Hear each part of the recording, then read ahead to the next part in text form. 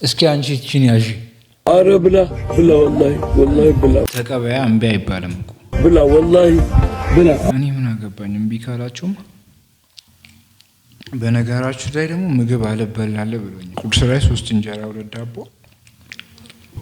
ምሳ ላይ ደግሞ ጠጋልና አንድ 5 እንጀራ አድርጌ የለም ተብሎኝ ዳቦ ከቤት የሆነች ነገር ጨምሬ ነው በለው።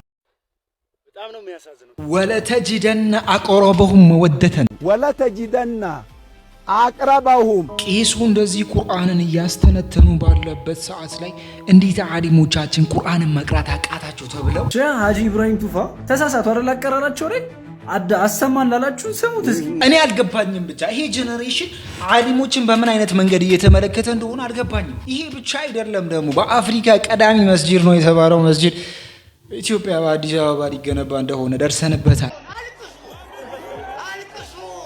የንጉስ ነጃሺ ኢስላሚክ ሴንተር በመሃል አዲስ አበባ ሊገነባ ነው።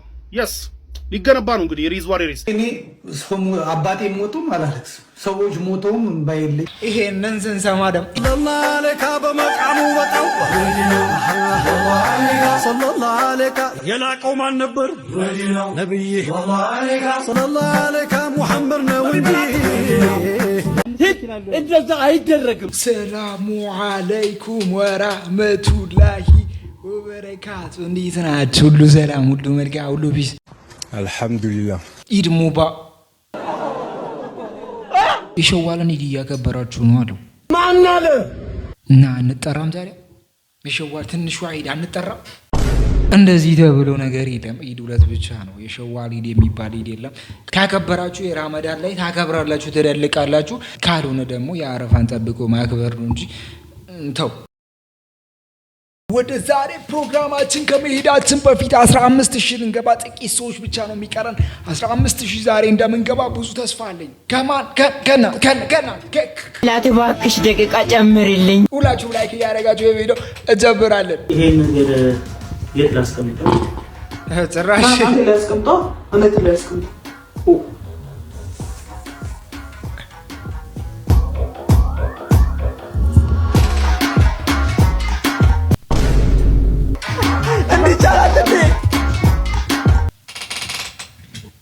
ልጁ እንዴት ሆነ ነው የምትሉኝ? ሞት አይደለም እንዴ? ሞት እኮ እኔ በህይወት ካለ ነው የሚገርመኝ። በህይወት ካለ በጣም ይገርመኝ። እጅግ በጣም በሚያስገርም መልኩ ደግሞ መብራት ሲጠፋ የምናስበው አንድ ሀሳብ አለ። እኔ ብቻ ነኝ እንደዚህ ማስበው። ወደዚህ ዓለም የመጣሁት ያለ ፍቃዴ ነው። ስለዚህ ምንም አይነት ስራ አልሰራም ያለው የ21 ዓመቱ ወጣት መነጋገሪያ ሆኗል። ወጣቱ እንደሚለው እኔ ወደዚህ ዓለም የመጣሁት ፍቃድ ተጠይቄ አይደለም፣ በቤተሰቦቼ ፍቃድ ነው የመጣሁት። ስለዚህ እኔ ምንም አይነት ስራ አልሰራም ብለዋል። ብዙዎችም እንግዲህ ወጣት ያደረገው ነገር ስራ ላለመስራት የስንፍና ምልክት ነው ሲሉ ገልጸዋል። እቺን ቪዲዮ ለፋዘር ዝም ብለን ሼር እናርግ እንዴ? ለፋዘር ዝም ብዬ ሼር ላርግ። ነፍስን 7ኛ ሰማይ ልክልሃለሁ፣ አስክሬንን ወይ እዚህ ሀገር ይቃጠልላሉ። አረ አው ብላችሁ ልታስበሉኝ እንደዚህ ያረቀዳ የሳይ በሽተኛ ትመስላለህ። ምን እናያመም እስቲ። ሰርግ ግን አላፈቀንም። እዚህ ቤት ሰዎችን ሳንድር በጣም ቆይተናል። አሁንም ደግሞ ወደ ሰርጉ ዓለም እየተመለሰን ይመስላል። አንድ ሰርግን ለማዘጋጀት ምን እንደሚያስፈልግ እንግዲህ ቅድመ ዝግጅቶችን መጀመሪያ እናይና ከዛ በኋላ ደግሞ ብዙ ሰርጎችን የምናይ አብረን ይሆናል። ስንት ብር ይወስዳል አንድ ሰርግ? እኔ በጣም ሚኒመም ምንም ሰርግ አላወጣ ምንም ብር አላወጣበት የሚባል 500,000 ብር ያስፈልጋል። 500,000 ብር ማክሲመም እስከ 1 ቢሊዮን ብር ያስፈልጋል። 1 ሚሊዮን ቢ የእውነት 1 ቢሊዮን እመነኛ። አዲስ አበባ ውስጥ እንደዚህ አይነት ሰርግ ነበር። የ1 ቢሊዮን ብር ሰርግ? 1 ቢሊዮን ብር ሰርግ። ውድ ኬክ አሁን ስንት ብር? ውድ በጣም ሲወደድ እስከ 1 ሚሊዮን ብር ኬክ እንዴ! ውዱ ዲኮር አሁን ባይዘዌሱን አጣጣን ነበር የመጣው ነውና 8 ሚሊዮን ብር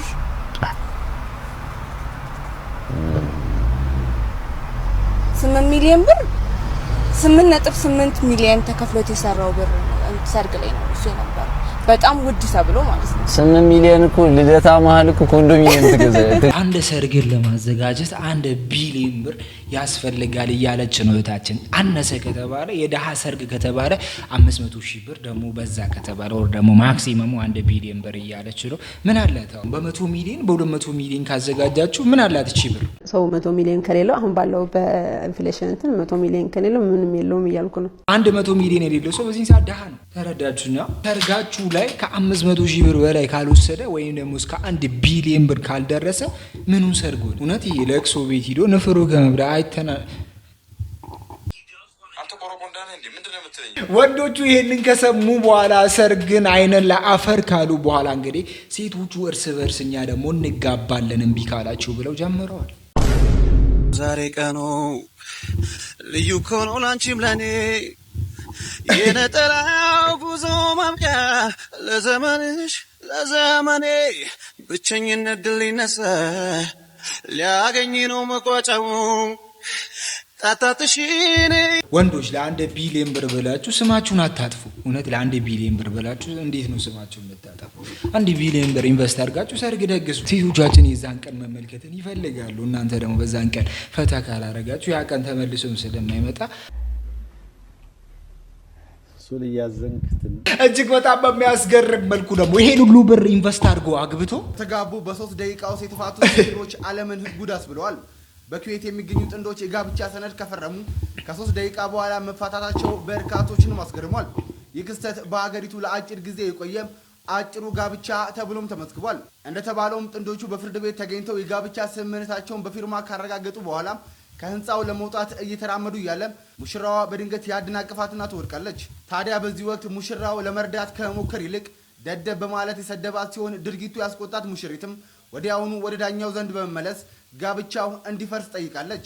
ዳኛውም የሙሽሪትን ጥያቄ በመቀበል ጋብቻው ወዲያውኑ እንዲፈርስ የወሰነ ሲሆን ጥንዶቹ የጋብቻ ሰነዱን በፈረሙ በ3ኛው ደቂቃ ላይ ተለያይተዋል ሲል ዴይሊ ስታር ዘግቧል። ታዲያ ይሄንን የ3 ደቂቃ ጋብቻ እንዴት አያችሁት? እንደዚህ አይነት ነገሮችን ሊከሰቱ ስለሚችሉ ምን አላት እስቲ 1 ቢሊዮን ብር አውጥተህ ሰርግ ብታረግ። አባዬ በቃ ተወኝ አባ አልቻልኩም። ይሄንን ምክር ደግሞ የሰማ ወንድማችን አንድ ሰርግን ደግሶልናል።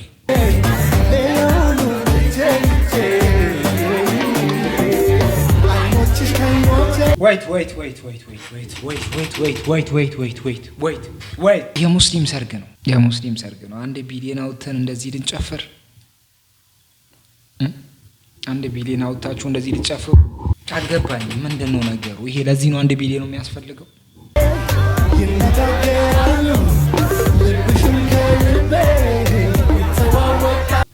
ላገባ ነው ወይስ ልደንስ ነው? አልገባንም። ላገባ ነው ወይስ ልደንስ ነው? አልገባንም። ሰርጋችን ላይ እጅግ በጣም ጠንቀቅ ማለት አለብን። ለነዚህ አይነት ሰርጎች የመቆየት ቻንሳቸው እጅግ በጣም ጠባብ ነው። እውነቴን ነው የምላችሁ። ብዙ ሰርጎች እንደዚህ ይጋባሉ፣ ህይወታቸው የተመሰቃቀለ ነው። ላይግባቡ ይችላሉ። ከዛም ባለፈ ደግሞ ሊፋቱም የሚችሉበት ብዙ አጋጣሚዎች አሉ። ብዙ ሰርጎችን ተመልክተናል።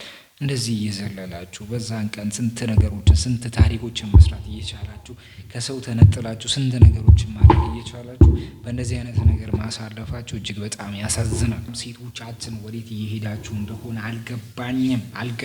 አልገባንም። የማን ትውልድ እንደሆናችሁ ረስታችኋል። አንዳንድ ሴቶች ደግሞ ጭራሽ ይባስ ብሎ እንደዚህ ያወራሉ። እንደው ሙስሊም ማይሆን ማታደል አይደለም። ይሄ እንደዚህ በሂጃብ ተሰቃየን። አሁን የሂጃብ መጠምጠም ማታፈን ይሄ ምን ይባላል? እንደው ፈጣሪ አውጣኝ ያ ረብ ያልተው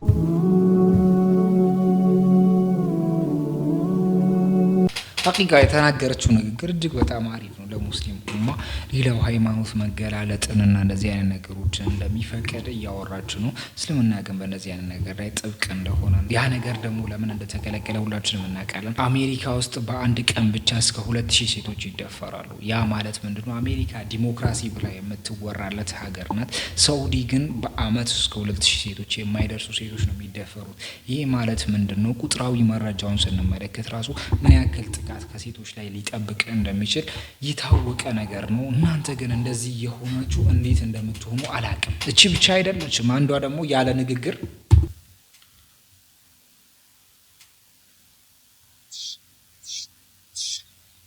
አልገባን። እነሱ ግን ሲመሰክሩ እንደዚህ ይመሰክሩላቸዋል። ከሙስሊሞች የሚያስደንቅሽ ነገር ምንድን ነው? እኔ በጣም የሚያስደንቀኝ ነገር ለረሱላቸው ያለው ፍቅርና ናፍቆት። አንድ ፎቶ እንኳን የላቸውም፣ ግን ለነሱ የሚናፍቁበት መንገድ በጣም ነው የሚያስገርመኝ። እንዴት ሰው የማያውቀውን ሰው ሊናፍቀው ይችላል?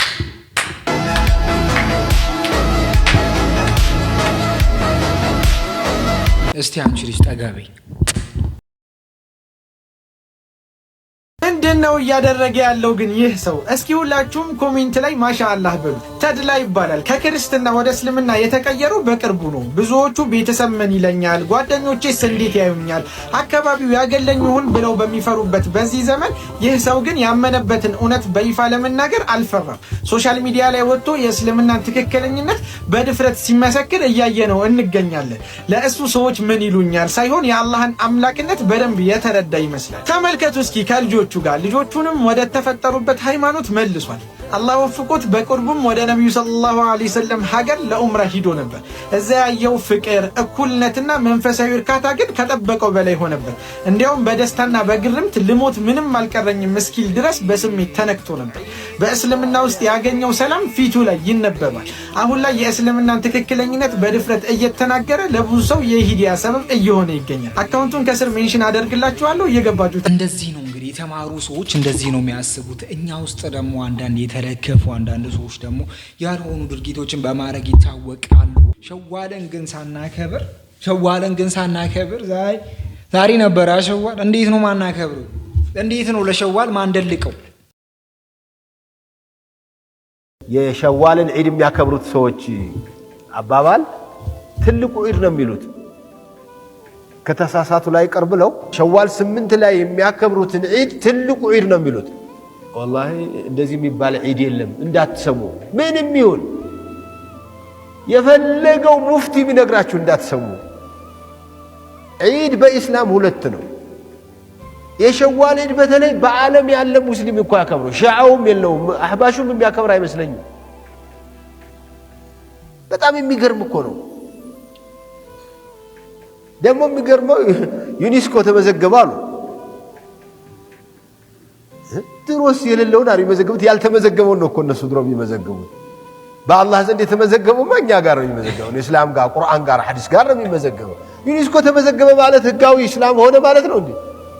ዩኔስኮ ሳይሆን ቁርአን ውስጥ ከተመዘገበ ብቻ ነው እኛ የምናደርገው ብሎ ኡስታዙ እየተቃወሙ ነበር። እንደዚህ ብሎ እያወሩ ነበር። እጅግ በጣም አስገራሚ በሆነ መንገድ መልሰዋሉ። በዚህ ሰዓት የምታከብሩ ሰዎች፣ ሸዋል ላይ የምትደልቁ ሰዎች ረፉ፣ በጣም ረፉ። ሲቀጥልም እንግዲህ በረመዳን ዒድ ዕለት ኡስታዛችን አሰግደው እንደነበረ እናውቃለን። የኢትዮጵያ መጅሊስ አመራር ሼህ ኢብራሂም እንዳሰገዱላችንም እናውቃለን። እሳቸው በሚያሰግዱበት ሰዓት ላይ ቁርአናቸው እንደዚህ ተቀርቶ ወይም ደግሞ እንደዚህ ተነቦ ነበር። ኢብራሂም ቱፋ ተሳሳቱ አይደል? አቀራራቸው ላይ አሰማን ላላችሁ ስሙት እስኪ።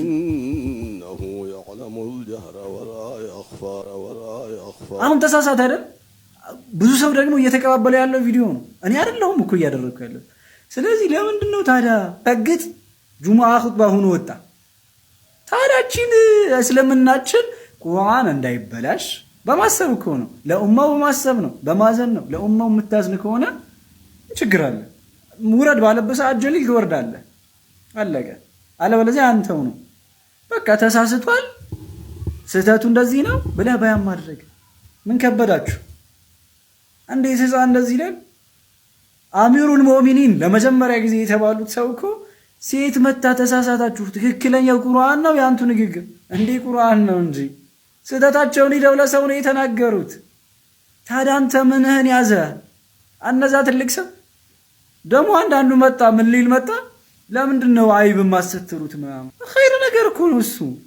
ግን ደግሞ ህዝብ እማናቅ ሰዎች ብዙ አለ። ስለዚህ ምን እንሆናለን? አንን እየሰማን ወዴት እንሄዳለን? በተሳሳተው መንገድ። ስለዚህ እንደዚህ አይነት ነገር ለምን ይደረጋል?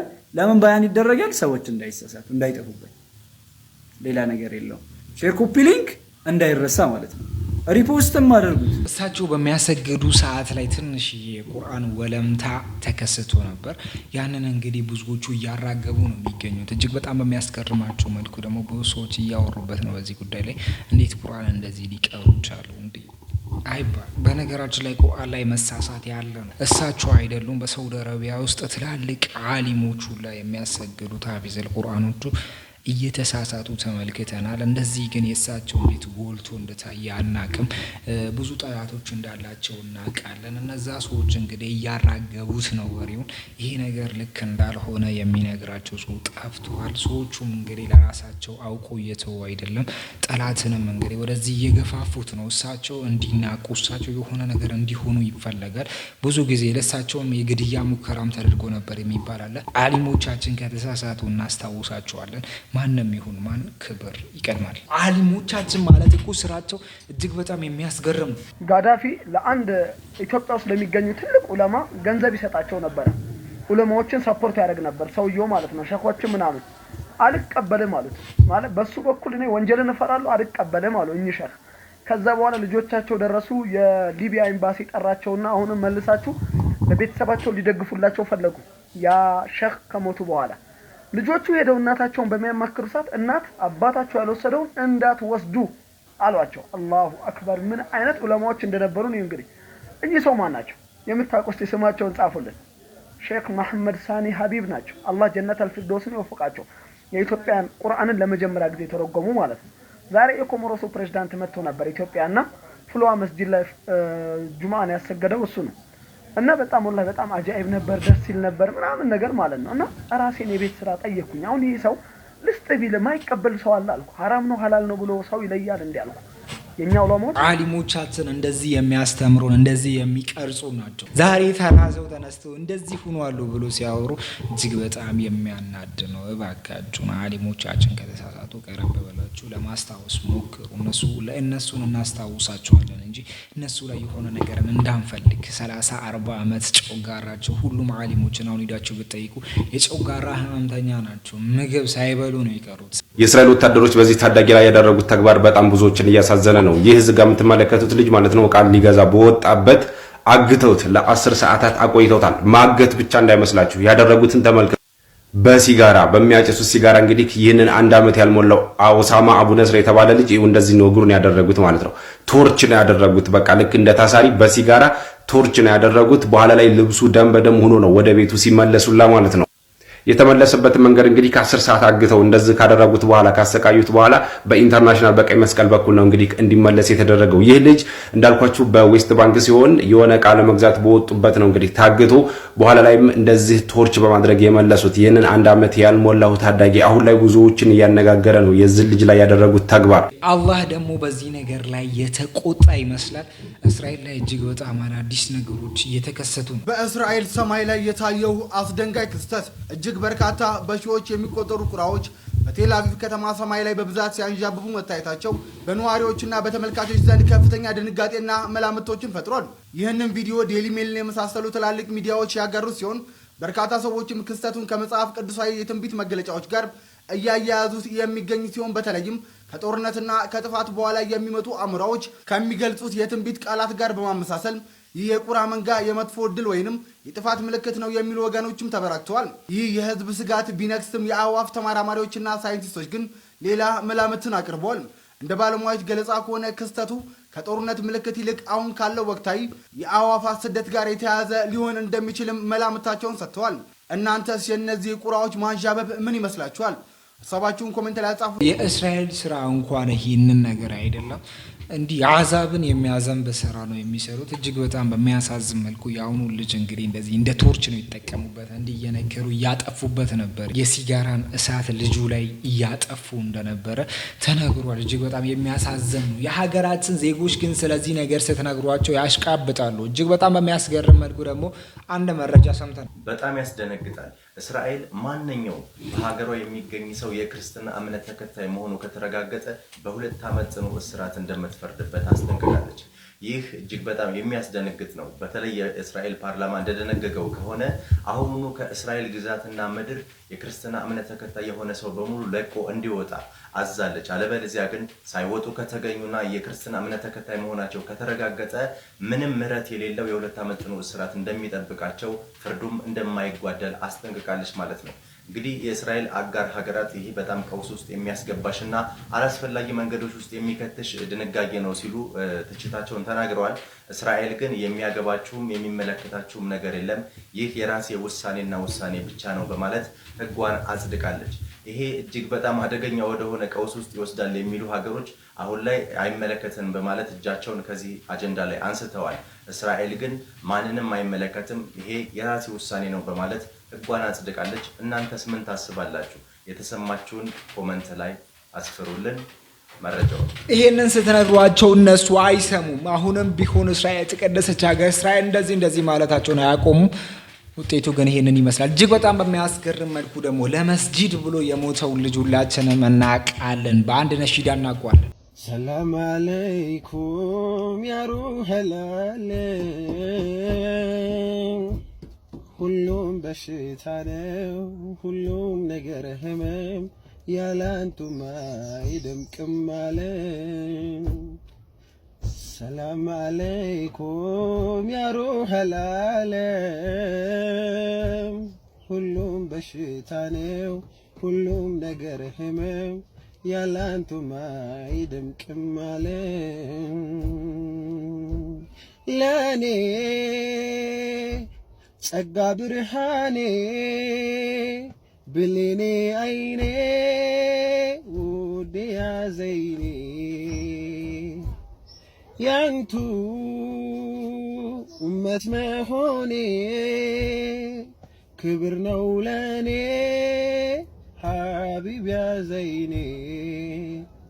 ይህንን ወንድማችንን አስታወሳችሁት። አንዋርን ሸሂድነትን አላህ ይቀበለውና መስጊዶቻችን በፍጹም አይፈርሱም፣ መስጊዶቻችን ከሚፈርሱ እኛ መስዋዕትነት እንከፍላለን ብሎ የምርም አድርጎት እንግዲህ ወደ ጌታው ሄዷል። አላህ ሸሂድነትን ይቀበለው። ታዲያ ከሱና ከቤተሰቡ ጋር በተገናኘ ከሰሞኑ የተሰሙት ነገሮች እጅግ በጣም የሚረብሹ ናቸው። ከሱ ጋር የተገናኘ የተሰማው ነገር ምንድነው? እህታችን ያደረገችው ነገር እጅግ በጣም አስገራሚ ነው።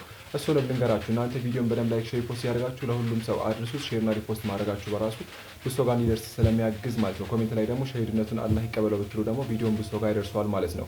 እንግዲህ ከሱ ቤተሰብ ጋር በተገናኘ የተሰማው ነገር ቤተሰቦቹ ያሉበት ተጨባጭ ደስ አይልም። ወንድሙ ታናሽ ወንድሙና እናቱ አሉ። ታዲያ እነሱ ያሉበት ሁኔታ ጥሩ አይደለም። በጣም ያው ተቸግረው ነው ያሉት ማለት ነው። ታዲያ ይሄ ነገር ምንም እንኳን ልጃቸው ሸሂድ ሆኖባቸው ህዝቡ ምንም ባያስታውሳቸውም እነሱን አላለቃቀሱም። ነገር ግን ወንድሞች ፌዛኛው መንደር ላይ ፌስቡክ መንደር ላይ ከሱ ጋር በተገናኘ ቤተሰቡን ለማገዝ እንግዲህ እንቅስቃሴ ይጀምራሉ ማለት ነው።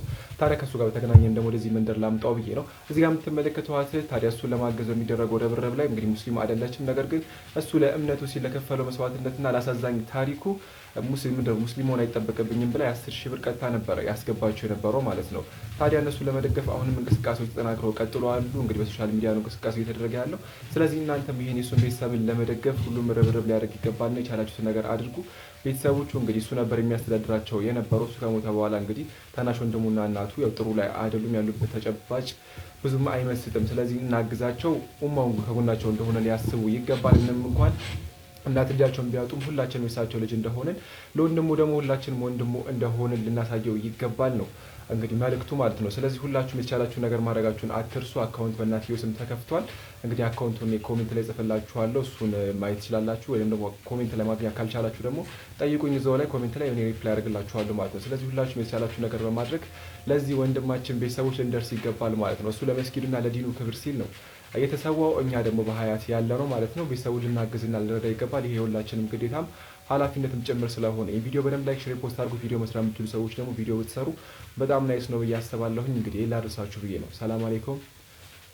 እጅግ በጣም በሚያስገርም መልኩ እንግዲህ አልሙስሊሙ አኹል ሙስሊም እሱ ለመስጂድ ብሎ የሞተውን እኛ ደግሞ በሱ ቦታ ሁነን ቤተሰቡን ማስደሰት አያቅተንም ተብሎ ርብርብ ተጀምሯል። እስቲ አካውንቱን ከተመቸኝ ኮመንት ስር ማስቀምጥላችሁናል። በሌላ በኩል ደግሞ ለመስጂድ ብሎ የሞተው ልጅ እጅግ በጣም አስገራሚ መስጂድን ልንገነባ እንደሆነ ተሰምቷል። ንጉስ ነጃሺ ኢስላሚክ ሴንተር በመሀል አዲስ አበባ ሊገነባ ነው። የስ ሊገነባ ነው። እንግዲህ ሪዝዋን እንደምታውቁት የኢትዮጵያ ጠቅላይ ሚኒስትር ዶክተር አብይ አህመድ ወደ ስልጣን ከመጡ ጊዜ ጀምሮ እንግዲህ በምስራቅ አፍሪካ ጸዴ መስጂድ ገንቡ፣ ሁላችንም የምንኮራበት መስጂድ ገንቡ ብለው አፍሪካ ህብረት ጎን መሬት ሰጥተው ነበር። ሰፋ ያለ መሬት፣ ጸዴ መሬት ሪሌቲቭሊ ሰጥተው ነበረ። ከዛ በእኛ በመካከላችን በነበሩ የሆኑ ችግሮች ምክንያት ሳይገነባ ዘግይቶ ነበረ። በኋላ ላይ ግን አሁን ያለው መጅሊስ ይህንን ለማስገንባት እንቅስቃሴዎች ሲያደርግ ነበር። ፈንዶች ፍለጋ ምናምን ሲያደርግ ነበር። የሆኑ ሀገራቶች ደግሞ እኛንን የምንገነባው ምናምን ብለው ያው ሲሻሙበትም ሁሉ ነበረ። በኋላ ላይ ግን ያው ነገራቶች የቁርጥ ቀን ሲመጣ ሁሉም ላሽ ብለዋል። በቃ ፈንዱ እኮ ወፍ ምናምን ስንሰክስ ነው ብለው እንግዲህ ላሽ ብለውናል። ነገር ግን ማለት ነው ይኸውላችሁ እኔ መጀመሪያም ከነሱ መጠበቃችን ልክ ነው ብዬ አላምንም። ፈርስት ኦፍ ኦል ከነሱ ፈንድ መፈለጋችን ማን ስለሆነ ነው የሚገነቡልን? እኛ ማን ስለሆነ ነው ማንገነባው? ሊያውም በተለይ ደግሞ በዋና ከተማችን እስልምና መጀመሪያ የተሰበከ ምንድነው የተቀበልነን እያለን ምንፎክርበት እንዲሁም ደግሞ ስሙን በ30 ጊዜ እየጠራን የምንጀነንበትን ነጃሺ የሱን ስም የያዘን መስጂድ ማን ነው ሌላ ሀገር እንዲገነባልን ስም እንጠብቀው? ፈርስት ኦፍ ኦል እንዴት ነው እንደዚህ አይነት አቲቲዩድ ዴቨሎፕ ያደረግነው? ፈርስት ኦፍ ኦል ማለት ነው እንዴት ነው ሰምበዲ ኤልስ መጥቶ እንዲገነባልን ስንጠብቅ የነበረው እስካሁን ራሱ ማለት ነው። ነገር ግን ወአሳ አን ተክረሁ ሸይአን ወሁወ ኸይሩን ለኩም እንዳለ ቁርአን ማለት ነው። እንኳንም እምቢ አሉ ደግ አደረጉ፣ እንኳንም ፈንዳ እናደርጋሉ። ምክንያቱም ዛሬ ይህ አስተሳሰብ ተንዷል። የሆነ አህለል ኸይር የምትባለው ኸጢር የሆነች አስተሳሰብ አለች በኢትዮጵያውያን ሙስሊሞች ላይ። በቃ አህለል ኸይር የሆነ መስጂድ በቃ አህለል ኸይር እንፈልግ ምን ማለት ነው? አህለል ኸይር ማለት ምን ማለት ነው? የሆነ አረብኛ ስለሆነ ብቻ የሆነ አህለል ኸይር ሲባል የሆነ በቃ ነጭ ጀለብያ የለበሰ ኢጋል የለበሰ ጺሙ ረጅም ሙስባህ የያዘ ማሻአላህ ሱብሃንአላህ ምናምን እያለ የሚያወራ አረብ ምን ጠብቀው አስተሳሰብ አለ። እቺ ነገር ልንሰርዛት ይገባል። ወይ ስሟን እንቀይራት እንጂ አረብኛው አህለል ኸይር የምትለዋል ወይ ወደ አማርኛ ስናዞረው የኸይር ሰው ማለት ነው። በቃ አህለል ኸይር ማለት እንጂ የሆነ አይነት ሰው የሚያመላክት አይደለም። አንቺ ራሱ መሆን ትችላለሽ ብራዘር፣ በቃ የኸይር ሰው መሆን ትችላለህ ባለህ ማለት ነው። ስለዚህ ዛሬ ይህ አስተሳሰብ ተንዷል። በዚህም እንግዲህ የኢትዮጵያን ባለሀብቶች ይህንን መስጂድ ለመገንባትና እውን ለማድረግ በዛሬው ዕለት ከመጅሊሱ ዲዛይኑንና ኃላፊነቱን ተረክበዋል።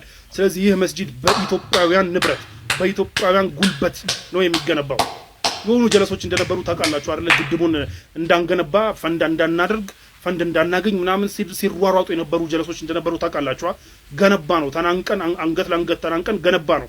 ዛሬ የኩራታችን ምንጭ ነው። ያሳፈርናቸው ነው እነዛን ሰዎች። ዛሬ ይህን መስጂድ ለመገንባት የተስማሙት ባለሀብቶች ባይኖሩ እንኳን 5ም 10ም አዋተን የኢትዮጵያ ሙስሊም ብዛቱ ማለት ነው የሚድል ኢስት ሀገራት ሙስሊሞች እንዳለ ቢደመሩ የኛን ግማሽ አያክሉ። ይህንን ኃይላችንን ሪያላይዝ ማድረግ ስለማንችል ነው። ይህንን ጉልበታችንን በህዝብ ብዛት የሚመጣን ጉልበት ሪያላይዝ ማድረግ ስለማንችል ነው እዚህ ወደ በቂ የሆነ ኸይር ስራ መስጂድ ለማስገንባት ወደ ሆኑ ሰዎች ምናምን ነገር የምንዞረው። ለማንኛውም ይህንን የኩራታችን ምንጭ የሆነውን መስጂድ ተናንቀን 5-10 አዋተን ልናስገነባው ይገባ ነበረ። ወደዛም እንሄድ ነበር እነዚህ ባለሀብቶች ባይኖሩ። ምክንያቱም ኦፕሽንም የለም። ደግ አደረጉ እንኳን እምቢ ያሉ አረቦቹ እንገነባዋለን፣ አሁን ጸድ አድርገን እንገነባዋለን ማለት ነው። ስለዚህ በዛሬው ዕለት ያ ተደርጓል። ሌሎቻችሁም አሁን ይሄንን ሄልፕ ማድረግ አለብን፣ ይሄን መስጂድ መገንባት አለብን እና የሚል ሄልፕ ማድረግ የምታስቡ ሰዎች ካላችሁ ያው በፈንዱ በኩል ባለሀብቶቹ እኛ ከቨር እናደርገዋለን ብለዋል። ዝም ብለህ አንጸባራቂ ለብሰህ ገብተህ ምናምን ሲሚንቶ አብኩተህ መውጣት ትችላለህ። ያም አሻራ ስለሆነ ማለት ነው።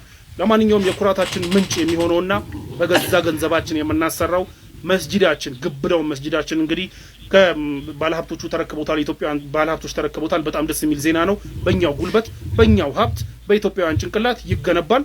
ጀለሶች ሲፈልጉ መጥተው መስገድ ይችላሉ። አዲስ አበባ ዲፕሎማቲክ ከተማ ነች። መምጣታቸው አይቀርም። ሲመጡ ገብተው ይሰግዳሉ ማለት ነው። ለማንኛውም ይህ ተሳክቷል ማለት ነው። እንግዲህ አላህ ያሳካው። ከዚህ በኋላ ደግሞ ያለው በአጭር ጊዜ ውስጥ ተገንብቶ ያልቃል ብለን ተስፋ እናደርጋለን። ኢሬዝ አባይን የገነባ ትውልድ፣ አባይን ያቆመ ትውልድ አንድ መስጂድ ለመስራት ያቅተዋል እንዴ? የኢትዮጵያ ግማሽ ህዝብ ነን ብለን ብናስብ ኢትዮጵያውን ባለችበት ሰዓት ኢትዮጵያውን ባለችበት ሁኔታ ላይ 130 ሚሊዮን ህዝብ ደርሰናል። 60 ሚሊዮን ነው፣ ችግር የለውም። ሙስሊም ኡማ 60 ሚሊዮን ነው። ግማሹን አንውሰድና ይቀርና 60 ሚሊዮን ነው። 60 ሚሊዮኑ 100 ብር ቢያዋጣ ከ600 ሚሊዮን ብር በላይ እናገኛለን። 100 ብር ቢወጣ ከ600 ሚሊዮን በላይ ደግሞ ማለት በኢትዮጵያ የታሰበው መስጂድ ሳይሆን መካ ላይ የሚያማምሩ እንደዛ አይነት መስጂዶችን መገንባት የሚችል አቅም ያለን ህዝቦች ነው። አቅተንም እንገነባዋለን። በራሳችን እጅ በራሳችን ላብ ይህንን መስጂድ ለዓለም እናሳያታለን የሚል ፕሮጀክት ተጀምሯል። ይህንን መስጂድ ሁላችንም አብረን እንሂድና እናቦከዋለን። እነዛ ባለሀብቶች እኛ ብቻ ነው የምንሰራው ካሉ አንሰማቸውም። በማብኳትም ቢሆን እናግዛለን እላችኋለሁ። ለዛሬ ዝናብ ፕሮግራም በቀጣይ ቪዲዮ እስከምን አንሱ ለአቲ ኤጆዲ ኮበት ጀርት በረሱ ከሳ ከረገን ይሁሉ ላይክ መግባር ከይትረስ ይሁን